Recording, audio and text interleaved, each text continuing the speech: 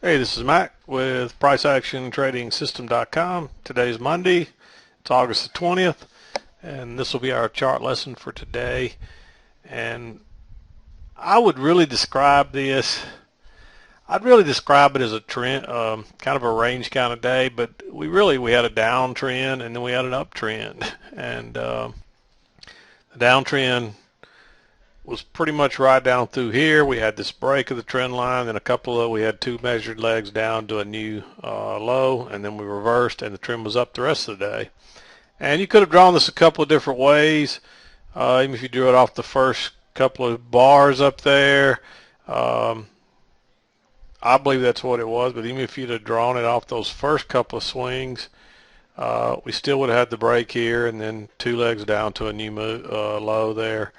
So, but I believe this was it here because it comes right off of, and you might have even drawn it like this because sometimes it comes, when you draw your trend, you get it off the first couple of bars you can touch, and that would have been maybe right down through there, but you see we still had the break and then two legs down. So really, any way you drew this, unless you came way out here and drew it, but you can see you only get, you really want to try to come off those first couple of swings or first couple of bars, and either that or probably even that right there. That's what I believe it was, because you can see then we're coming off we're testing the trend line on both sides really. So hopefully you found that.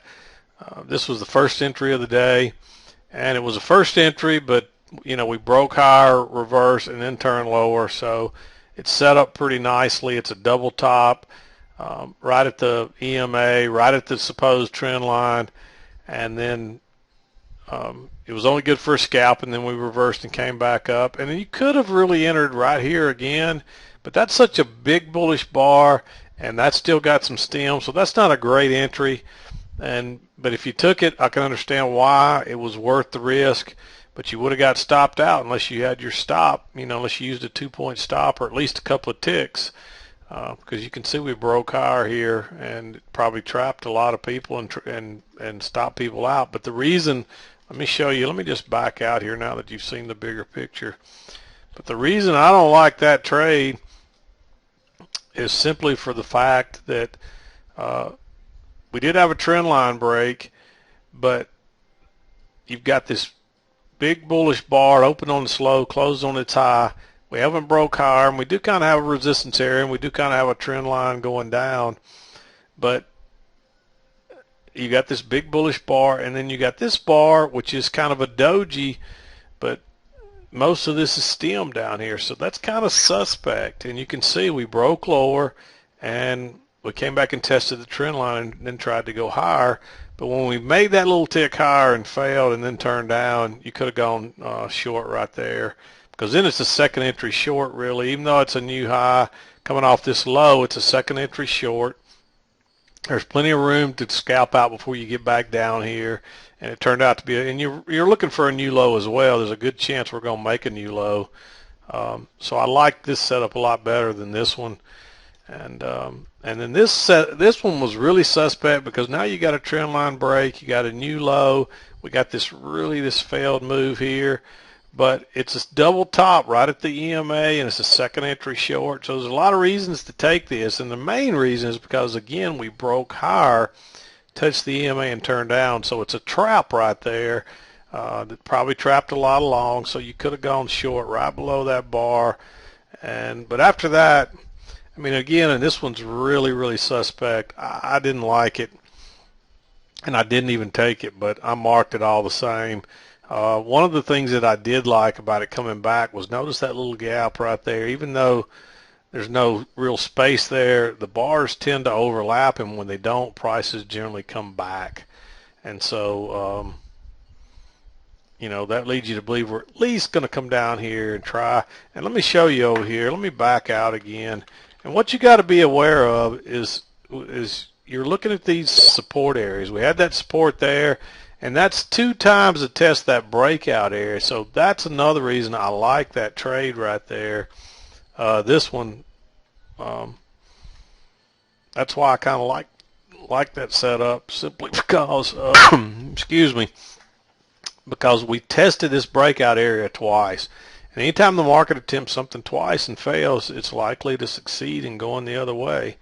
And so that was another reason I liked that setup there, even though there was a good chance we may be putting in a low there. And then again, you're following these lows, so then you move it down to the next one. And so you're looking for prices to come back down here again. And when we failed there, then we're looking at these lows right here, and you can see that turned out to be pretty much the low of the day. We broke a little bit lower, trapped a few people. There wasn't really a good setup coming out of here.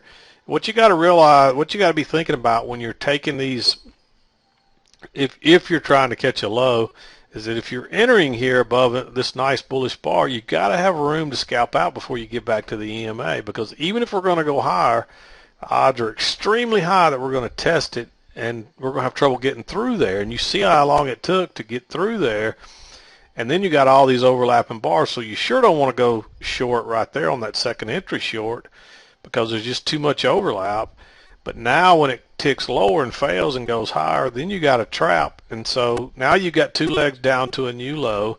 You got a failed second entry short in what would have been a downtrend. So now you know you probably got some trap longs, and it's worth taking it, and you see how prices move up. But let me show you this too. Another thing you should have been thinking about was we had this leg down right here. And if you measure this leg down, just like that right there, you could have even measured it like that right there. Same thing either way. And then, so when we start this correction, we ought to be thinking, hey, we're probably going to make a leg like that. And if you use that, then you see we got really close to that. Couldn't quite get any lower. So, and that's a sign that prices, you know, when we don't reach the target, that's, even though I would call that reaching the target, that's close enough. I mean, we missed it by maybe a tick or two there. So to me, that, you know, that's close enough to reaching its target, and to say that, hey, now we can reverse. And then from there on, it was uphill all day. And if you drew it off those first couple of swing bars there, you would have found that. And by this time, you know that's a good trend line. You clone it or copy it and drag it up, and then you got your channel there as well. And all of these entries are simply, this was catching a failed break lower on a trap. This is just to pull back to the trend line, and look, it's a second entry long. It's a two-legged pull back, and then you got another two-legged pull back, same thing, second entry long. And by that time, it's really too late in the day to take anything else. And you see what would have happened. You just got hung up in all this stuff if you tried to take any more entries. There really were no more decent setups. But I had somebody today ask me, one thing I would say this trader's doing is they're getting very good, at least when they're entering counter trend, they're entering at the extremes, or trying to. But you gotta look at this as a downtrend. You don't want to be, you know, looking to buy lows when you're in a downtrend until you've had a trend line break and a new extreme. And then we had that there, and even then you really didn't want to buy low until you had a trap or a strong support area. And so then we're headed up. Now the trend is up. You don't want to be, even though we're probably going to turn off these highs, you don't want to be taking shorts. You want to be looking for these long trades. So switch gears. And the reason being is, like, look at this move up right here. That's a overdone move that broke above all these highs. But look, it still went higher. So you would have got trapped right there. Now you could have caught it on the way back, because now you got this failed break here, but it's just not worth it, because there's not much room back to the EMA. There is enough room back to the trend line, but a lot of times you may bounce off the EMA and go higher. So it's not worth trying to counter trend trade. You're better off to wait till you come back and then get in on the longs. And you can see, once you got in at look, if you got in on any one of these spots, you never took any heat. The trade worked in your favor, and you got at least an instant scalp, if not more. And you're looking at a couple of 3 points here, a couple of 3 points here, and maybe only a point here, unless you were holding through these pullbacks. But they were all easy trades that didn't take any heat. The trade never went against you, in other words, more than a tick or so at the most. So keep that in mind. And coming down, same thing. Once you enter these, they never go against you. And that's why you're looking to enter on pullbacks with the trend to the EMA or the trend line. And what happens to new traders is they get lulled to sleep. We start getting a lot of range days, and all they can think is range. And then we start getting trend days, and all they can think is trend. You got to be able to determine what the day is and trade accordingly. And yeah, this is looking a little like a range day, and I would probably categorize this as a range day because we spent most of the day within 5 points there. So I'd categorize this as a range day. However, there's trends within the range if they're big enough, and this was a downtrend right here from the overnight highs way up here. And again, you got one leg, then a little correction, then a second leg, and then now you got this channel going to the upside for the rest of the day. So you know, you can't trade this as a range until you get up here near the ranges, and so until then it's a, you know, it's a trend, and this is a pretty easy to spot trend line right up through here that most everybody should have found. You definitely should have found it by this pullback right here. And even if you didn't find the trend line right here, guess what? There's a nice you know, there's this nice range right here. We fell out the top. Fell out the top. There's the highs of the range. We fell out the top, and that's what'll happen a lot of times. Generally, the prices are going to end up succeeding in the same direction they traded in. So what we traded into this to the upside, and we failed out the top, trapped everybody. Then they fell out the bottom and ran all the stops on those people. So this got all the longs out and got them thinking short again, and then this trapped all the shorts. And then they got to cover, so all the longs got to buy back, and all the shorts have got to cover, and that's what makes this explode up all of a sudden. I mean, that's why you see this huge move up, because it caught everybody off guard, all the weak traders, the weak hands. Again, let me explain that to you. When we broke out the top, a lot of people got long, and so they're thinking prices are going higher. But what happens then? They reverse the prices, and all those longs start exiting. And it runs it down, and they run it out the other side, and all the shorts jump in thinking now we're going short. And there's a bunch of people getting short on the way down too, and then suddenly they reverse it again, and so they run out all the longs who exited on the way down. They picked up some new shorts, and they picked up quite a few of the really weak traders down here that don't know any better, that are trying to get short at the lows. And then they reverse it, and so all of those longs that got ran out start buying back, and all the shorts that got trapped in start selling. And that's where that burst comes from, and suddenly you get all this buying, and it runs it up to a new high. And that's what happened there. So hopefully that makes sense to you. So that's why we don't buy and sell breakouts. And then again, you've just really got kind of a similar pattern right here. You got your lows. They ran it higher and it failed. Then they ran it down and ran it lower. But by this time, you definitely should see that two-legged move back to the EMA, back to the trend line. And that's what makes that a strong trade more than the breakouts. And so hopefully that all makes sense to you. And that's pretty much was it for today.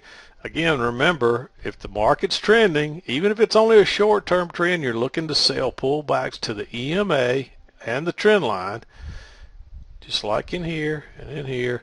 And if it's a range day, you can look to sell. You can sell the extreme, so, or buy the extreme. So you could have bought down here, and you could have sold it. You know, if you sold that, it was a good trade. When it came back again real quickly, it wasn't a good sell, but it never really got a setup till it broke higher. Then it's a failed breakout. And again, look, it was good for a scalp, and that's a new high.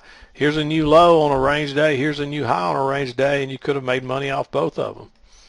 So just keep that in mind. But I'm going to wrap it up. It's Monday, and, you know, I like these kind of days. This was a fairly easy trading day, in my opinion. It might have been a little dicey right in here.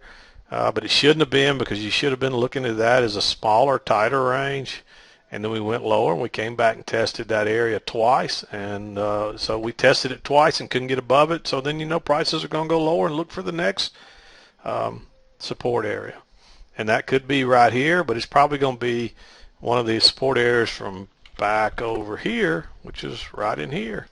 And that's where we bounced. And then that one held. And so then we go down and test the next one. Where is the next one? When that one broke, broke through, then the next one's going to be right there. And look at there, that's where we bounced again. So, and as you notice on the way up, we're kind of doing the same thing. So that's how you trade. You know, you look for where your support and resistance is going to be. But anyway, I'm going to wrap it up. This is Mac with PriceActionTradingSystem.com. Hope you had a good trading day today, and hope you have a better week, and we'll see you tomorrow.